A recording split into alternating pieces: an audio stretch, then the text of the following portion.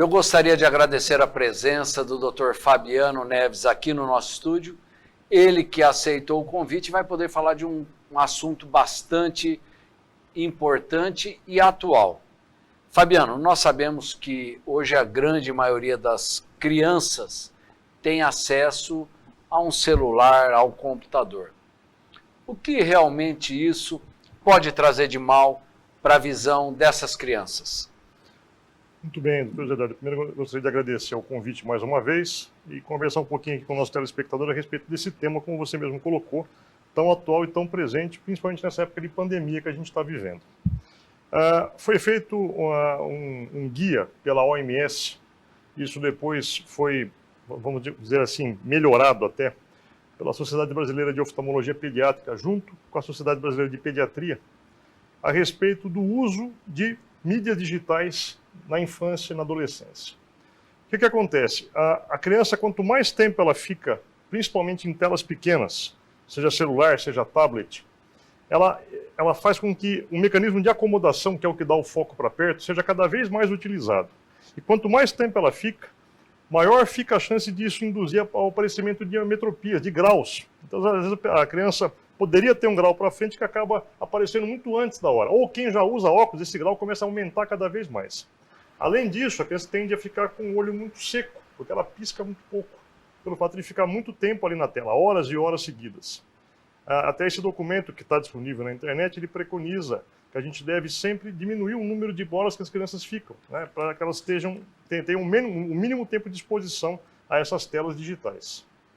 Fabiano, eu até acredito que hoje a quantidade de crianças que usam o celular é muito maior do que há 5, 6 anos atrás. Parece que essa molecada já nasceu com o celular na mão. Como que isso eles acabam mexendo com uma facilidade muito grande e tem até mais facilidade do que nós. E não só a destreza que eles têm de mexer com 2 dedinhos lá na tela do celular, mas a quantidade de horas que ficam. Realmente isso preocupa bastante. Há um tempo atrás eu vi um trabalho asiático lá do pessoal da China, Japão, Coreia, dizendo que aumentou muito a incidência de miopia em crianças e adultos jovens lá pelo uso excessivo de celular. Lá eles têm muito mais acesso a isso do que nós aqui. São países que a tecnologia chega muito antes do que no Brasil e as crianças lá já têm acesso a isso muito mais do que as nossas crianças aqui no Brasil. Então dizia até que chega a 60% do índice de miopia nessas crianças. Está havendo uma epidemia de miopia pelo uso excessivo do celular. Existe algum trabalho aqui no nosso país onde pode-se falar quantas horas é o ideal para que essas crianças fiquem de exposição a essa mídia eletrônica? De acordo com esse guia da Sociedade Brasileira de Pediatria, eles classificaram por faixa etária. Então, assim, claro que isso tem que ser avaliado, mas na medida do possível. Crianças menores de 2 anos, se possível, expor o mínimo de tempo possível. Se puder não colocar um celular na frente da criança pequena, melhor ainda. Crianças até 5 anos, eles preconizam que seja no máximo 1 hora por dia. Crianças um pouco maiores, até 10 anos, de 1 a 2 horas.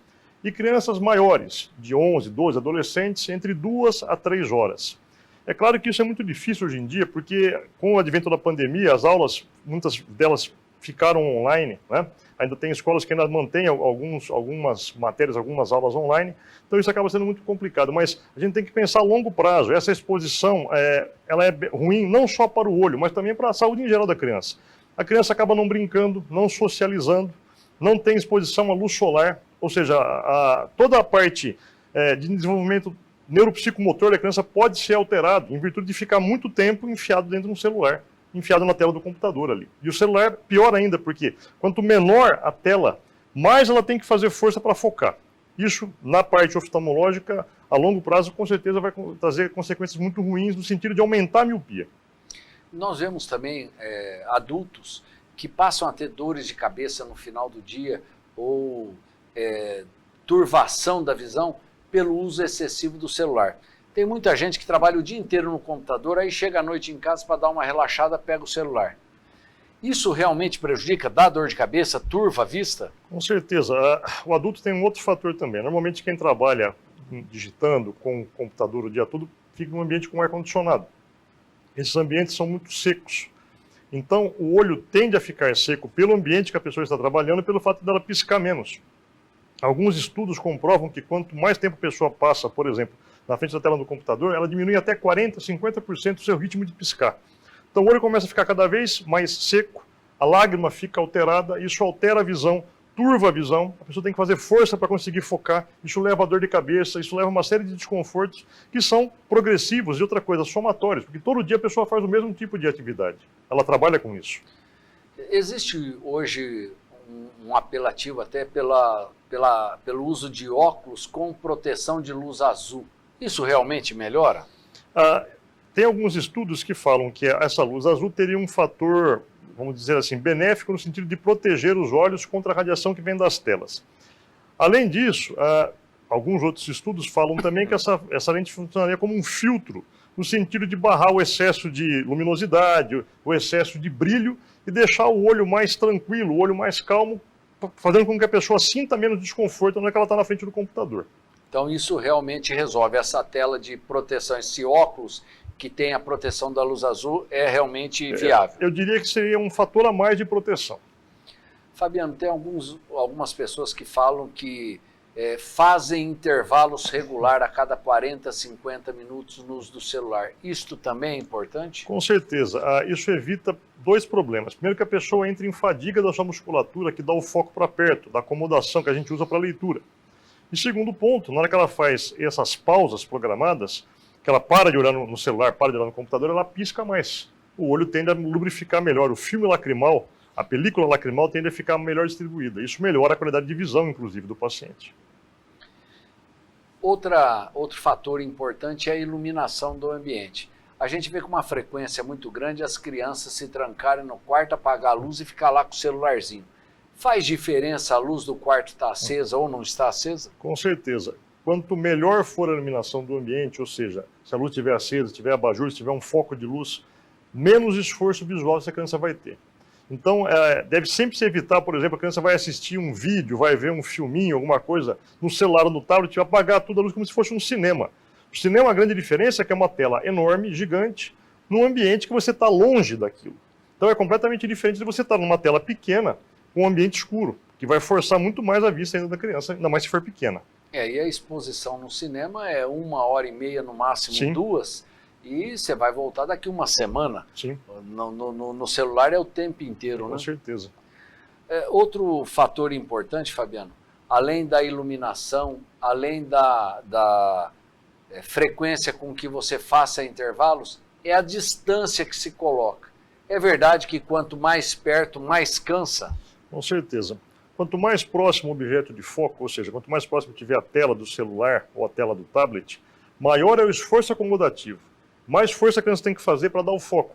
A criança pequena não percebe isso, ela faz isso de maneira automática, só que isso também chega uma hora que cansa. E no adulto, pior ainda, né? Isso vai cansar muito mais. Então o ideal é que esteja a quantos centímetros dos olhos? A gente costuma falar mais ou menos na distância de um braço estendido, né? Quanto mais próximo ficar, pior. E se possível, por exemplo, a criança tem que assistir uma aula online, a criança tem que assistir um filminho que a professora pediu, colocar isso no computador, ou se possível espelhar para a tela de uma televisão. Quanto maior a tela, menos esforço a criança vai fazer para conseguir enxergar. E vai ficar mais longe também dela. Então, de uma maneira geral, é importante que se limite o tempo de uso da mídia eletrônica, além de se limitar o tempo, fazer intervalos, iluminação adequada e distância adequada. Correto, correto. Quanto mais jovem, menos horas de exposição, Fabiano. Com certeza, porque o olho ainda está em formação. A criança pequena, ela não tem o seu aparelho visual ainda completamente formado. Então, quanto menos ela tiver de estímulo ruim, melhor, né? Certo.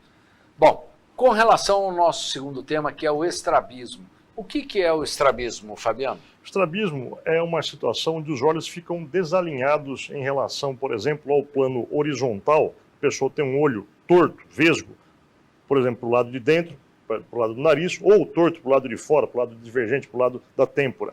Ou os estrabismos que a gente chama de verticais, um olho mais alto que o outro, ou o outro mais baixo, ou estrabismos torsionais, onde a inclinação, por exemplo, pode ser para o lado direito e para cima, ou para o lado esquerdo e para baixo. De uma maneira geral, é o olho torto, ou olho vesgo, como é conhecido popularmente. A partir de que idade consegue se verificar isto? Uma criança normal, nascida de tempo normal, que não é prematura, normalmente a partir do 3º, 4º mês de vida, os olhos não devem mais estar desalinhados. Eles têm que estar retos, têm que estar sem qualquer tipo de desvio, sem qualquer tipo de estrabismo. Dali para frente, se a criança apresenta algum tipo de desvio ou os pais suspeitam que tem alguma coisa alterada, deve procurar sempre um médico oftalmologista para fazer o diagnóstico e o tratamento, caso necessário. Por que deve-se fazer o tratamento precoce? Isso daí tem que ser rápido. O desenvolvimento visual da criança, ele se inicia no período intraútero e ele vai se completar por volta dos 7 a 8, 9 anos de idade completos. Quanto mais precoce for o tratamento, maiores são as chances da gente conseguir com que a criança desenvolva a visão. No estrabismo acontece um mecanismo de supressão. O que é isso? Nós enxergamos uma visão, um campo de visão com o olho direito, um campo de visão com o olho esquerdo, e que o nosso cérebro funde numa imagem só. Né? Isso se chama estereopsia, ou visão de profundidade, que é o que aparece no cinema 3D, quando você vai assistir um filme em 3D. A criança estrábica, se ela ficar com o olho desviado, ela vai ter dupla visão, ela vai ter diplopia, ela vai enxergar uma imagem, por exemplo, à direita e outra um pouquinho mais para a direita, ou para cima ou para baixo. O cérebro, para evitar essa confusão da diplopia, ele suprime a imagem do olho que está torto. Uma vez que ele suprime essa imagem, esse olho começa a perder visão, começa a enxergar menos do que o olho que está reto. Isso se chama ambliopia. Se a gente pega uma criança pequena e trata, faz uso dos óculos, caso seja necessário, o uso do tampão, esse olho aprende a enxergar. E essa visão que estava ruim, ela vai se recuperando até que ficar com uma visão boa. Só que a gente tem um tempo limite para isso. Uma criança maior, de 9, 10, 12 anos, infelizmente, o que a gente vai poder fazer nessa criança com relação à melhora de visão é muito pouco. Então, quanto mais precoce for o tratamento, melhor no sentido de você recuperar a visão dessa criança. Nesses casos, então, por volta de 5 anos seria o limite para começar esses tratamentos? Eu diria até que antes disso. 3 anos aí é uma idade que a gente já pode fazer um exame muito bem feito, se tiver que fazer alguma coisa, o mais precoce possível. Claro que 5 anos a gente ainda tem um período para frente para tratar, mas a criança mais velha, com 7, 8, 9, infelizmente, a recuperação da visão é muito pouca. Antigamente a gente via com muita frequência o uso daqueles tampões que usavam nos olhos. Isso daí ainda hoje usa, justamente para esses casos de não deixar suprimir a visão? Com certeza. O uso do tampão faz com que o olho que esteja tampado, normalmente é o olho bom, o olho que a criança tem melhor visão, ele permaneça, vamos deixar assim, em repouso, e o olho que tem que ser estimulado, ele vai estar destampado e a criança vai ter que enxergar com ele, seja com óculos ou seja sem óculos. O ritmo com que a criança vai usar o tampão, ou seja, vai usar, por exemplo, 3 horas, 5 horas, 6 horas o dia todo, depende do nível de visão que a criança tem e do desvio que ela tem. Isso quem vai passar para os pais, o ritmo que tem que ser feito é o médico oftalmologista que vai seguir essa criança. E isso é importantíssimo para desenvolver o outro olho, então? Com certeza, com certeza. Se a gente pega uma criança pequena, que é, por exemplo, estrábica do olho direito, que nunca foi tratada, a visão desse olho fica muito ruim, fica muito, muito deteriorada. Se esse olho chega para a gente, por exemplo, a criança tem 2, 3, 4 anos, a gente trata, a visão normalmente melhora e melhora rápido.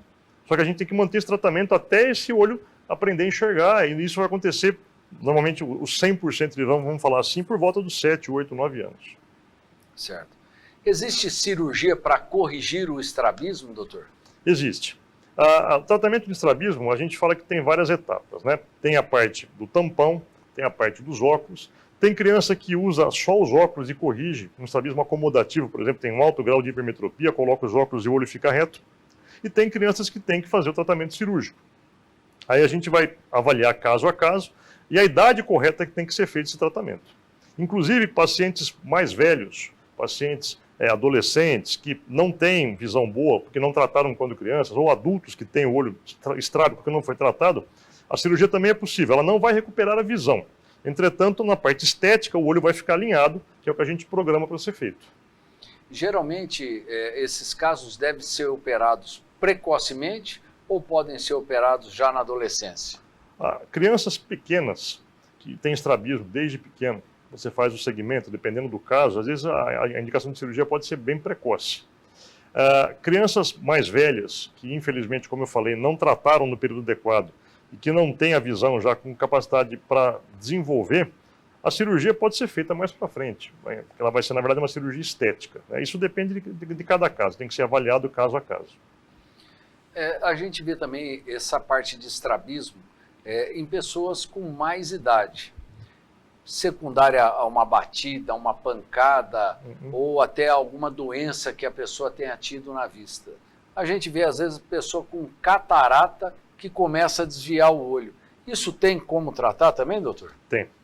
Os estrabismos ditos secundários, né, por exemplo, secundários como você falou, uma cirurgia, um trauma, um acidente, uma doença, né, a pessoa teve um descolamento de retina, teve uma uveíte, teve um glaucoma que perdeu a visão, podem cursar, junto com essa doença, com um desvio ocular. A pessoa para de enxergar ou começa a enxergar muito pouco e o olho começa a desviar.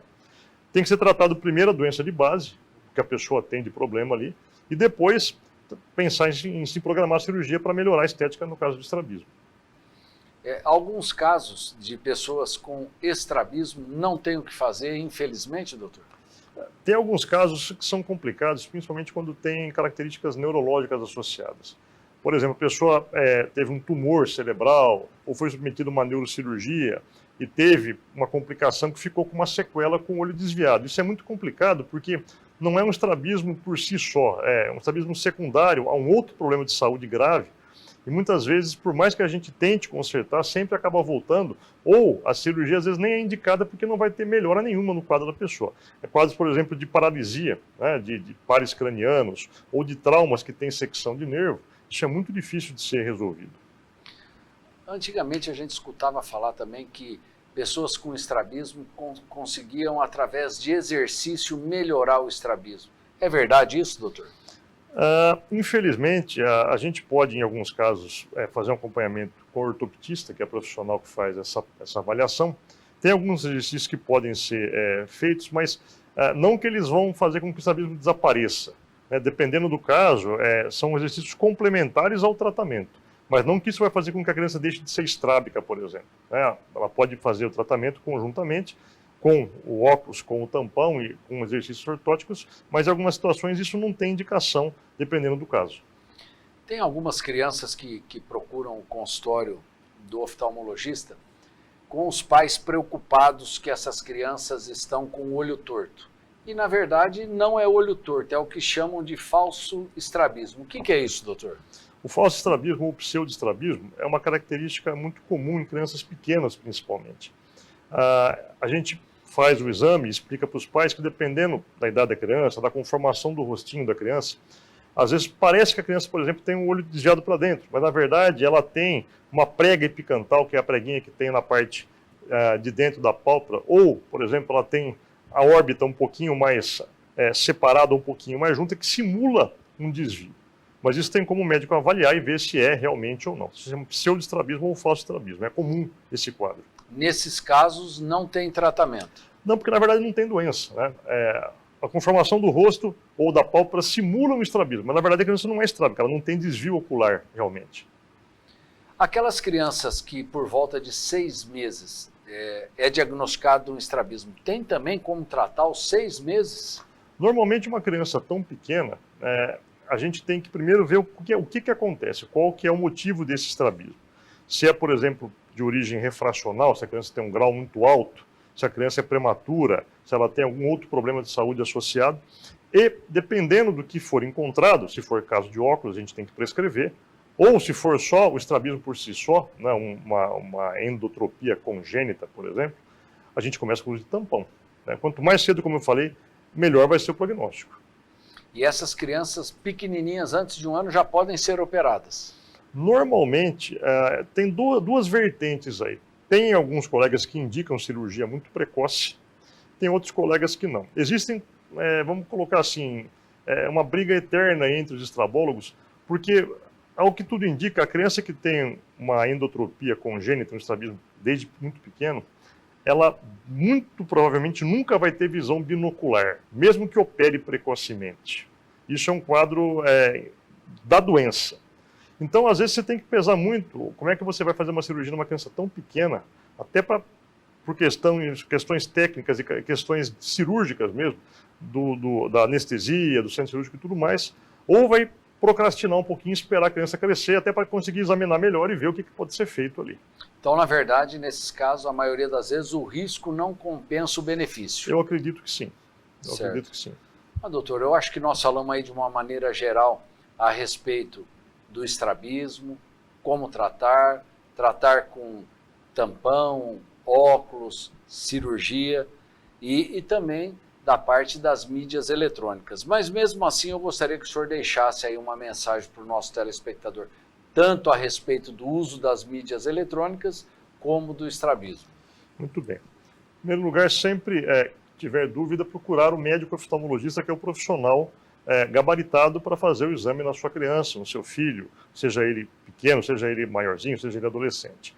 Em segundo lugar, tomar muito cuidado com essa questão das mídias digitais, que hoje em dia estão disseminadas, né? A gente tem essas orientações no sentido de diminuir a exposição, pensando no futuro, que essas crianças podem vir a desenvolver problemas, e com relação especificamente ao estrabismo, sempre fazer o tratamento que o médico preconiza. Então, usar o tampão, fazer as visitas regulares, usar os óculos, que isso só vai levar com que a criança desenvolva a visão e tenha um prognóstico muito melhor a longo prazo para os seus olhinhos. Na verdade, então, pelo que o senhor está dizendo aí, a saída é realmente parcimônia, tanto no uso da mídia eletrônica, menos horas por dia, intervalo e uso com uma iluminação adequada. Com certeza. E as crianças que têm o olhinho torto, o mais rápido possível, procurar o seu profissional de confiança para aí sim fazer um tratamento adequado para que essa visão desenvolva adequadamente. Com certeza, é isso que deve ser feito. Legal, eu gostaria de agradecer a presença do Dr. Fabiano aqui no nosso estúdio. Se ainda assim restaram algumas dúvidas, queira encaminhar aqui para a TV Prevê, tenho certeza que o doutor terá o maior prazer em respondê-las. A vocês que nos acompanharam, muito obrigado e fica aqui o convite para que na semana que vem estejamos juntos aqui para mais um Prevê Saúde. Tchau!